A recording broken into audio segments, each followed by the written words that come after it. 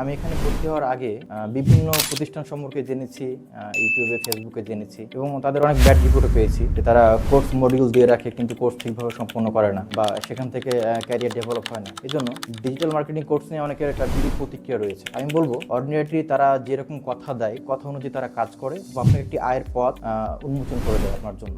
আসসালামু আলাইকুম। আমার নাম মোহাম্মদ মমিনুল ইসলাম। মাদ্রাসার ইংলিশ টিচার ছিলাম। আমি অর্ডিনারিটিতে ডিজিটাল মার্কেটিং কোর্স করছি।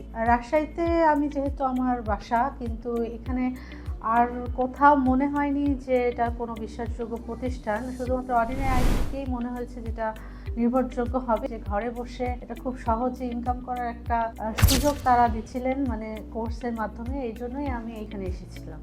ফ্রিল্যান্সিং শিখতে আসার মূল উদ্দেশ্য প্রফেশনটাকে আরও সামনে দিয়ে এগিয়ে নিতে আমি শিক্ষকতা পেশায় রয়েছি, পাশাপাশি অধিক আর্ন করার জন্য এখানে ভর্তি হয়েছিলাম।